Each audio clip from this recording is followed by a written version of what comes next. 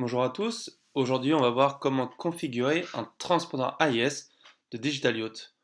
Un transpondeur AIS doit être configuré afin de pouvoir transmettre les informations du bateau. Pour le configurer, il faut donc avoir le logiciel Pro AIS2 ou bien l'application AIS Config. Aujourd'hui on va voir comment le configurer avec Pro AIS2. Alors tout d'abord, soit avec le CD-ROM fourni avec le produit, ou bien sur notre site internet, vous devez installer le logiciel. Alors, si vous avez besoin de le télécharger, allez sur digitalyacht.fr, dans Assistance, après dans Logiciel.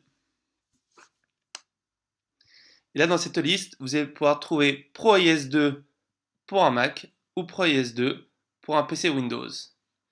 Une fois que vous avez donc téléchargé le logiciel, il faudra donc l'installer.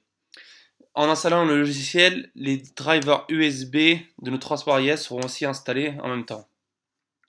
Une fois le logiciel installé, vous pouvez donc brancher en USB votre transpondeur IS à votre ordinateur, puis ouvrez le logiciel ProIS2. Là, ici dans ProIS2, vous avez donc une liste déroulante avec par exemple ce qu'il y a de connecteur Bluetooth ou en Wi-Fi, etc., mais aussi en USB sur votre Mac ou sur votre PC Windows. Aujourd'hui, on va donc voir la configuration avec un PC Mac, mais c'est exactement la même chose avec un PC Windows. Donc là, je sais que le Nomad est connecté en USB, car aujourd'hui je configure un transpondeur AIS Nomad, je clique sur Connect. Donc là maintenant, je vais donc pouvoir rentrer les différentes données du bateau, comme le nom du bateau, on va donc l'appeler Digital Yacht Test, l'indicatif d'appel de votre radio VHF, puis après le numéro MSI. Alors l'indicatif de radio VHF, bien sûr, c'est pas obligatoire, mais le numéro MSI c'est la partie la plus importante. Et une fois que vous avez configuré le transpondeur AIS, ce numéro ne peut pas être changé. Afin de changer le numéro MSI, il faudra réinitialiser le produit. Et pour le réinitialiser, il faudra soit renvoyer le produit au fabricant, donc chez nous Digital Yacht, ou bien votre installateur ou revendeur d'électronique marine. Donc nous on va donc rentrer notre numéro MMSI du bateau test. Puis après il faut choisir le type de bateau. Donc nous c'est un voilier, donc ce cas le numéro 36, après le numéro 37 ou autre, ou pour les togs, etc. Et après, il faut mettre la dimension du bateau et surtout là où est placée l'antenne GPS ou le transport AIS il a un GPS intégré dans le bateau. Donc par exemple, on va dire que le bateau il fait 2 mètres large, l'antenne GPS est à l'arrière et le bateau il fait 9 mètres, 10 mètres de longueur. Une fois que vous avez donc rentré vos différentes données, il ne faut surtout pas toucher aux cases à droite, que ce soit les bodes NMEA ou bien pour les phrases GPS du GPS de votre transport IS, cliquez sur Write Configuration. Et là, après ceci, c'est juste un message vous indiquant qu'une fois que c'est configuré, vous ne pouvez plus modifier le numéro MSI. Si vous êtes sûr de votre numéro MSI, cliquez sur Programme.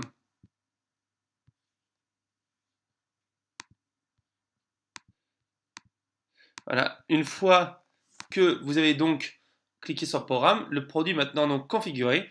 Et là, comme vous pouvez voir au niveau du MSI, la case est grisée et je ne peux plus changer le numéro. Par contre, on peut toujours changer le nom du bateau, le type du bateau, etc. Afin maintenant de vérifier que votre produit fonctionne correctement, vous pouvez donc cliquer dans l'onglet Diagnostic. Et dans l'onglet Diagnostic, vous pouvez donc voir si tout se passe bien.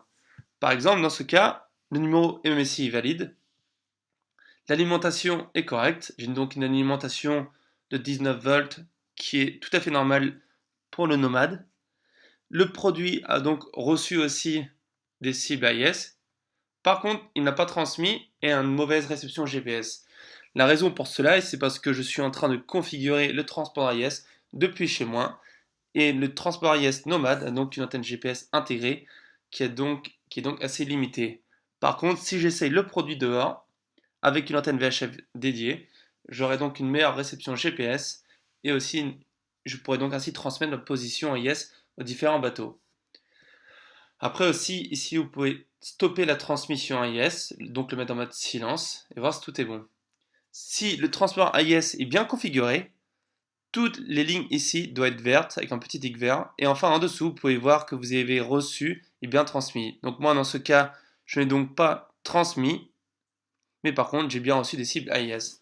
Au vu des différentes données de l'onglet diagnostic, je sais maintenant que si je vais dans mon bateau et que je mets mon transport AIS, j'installe le transport AIS, celui-ci fonctionnera bien car j'aurai donc une position GPS, ce qui n'est pas le cas ici dans ma maison. Une fois que vous pouvez donc aussi voir ici, dans l'onglet GNSS statut, la réception GPS de votre transport AIS. Et moi, comme vous pouvez voir, j'ai que 2 lignes, ce qui n'est pas assez. Il faut avoir des lignes en vert. Une fois que vous avez fini tout ceci, vous pouvez donc fermer Pro AIS et votre produit est configuré.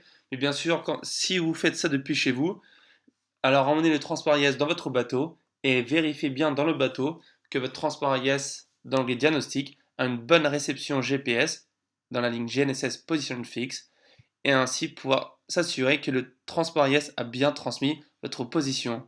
Car si le produit AIS ne reçoit pas une bonne position GPS, alors il ne transmettra pas la position AIS.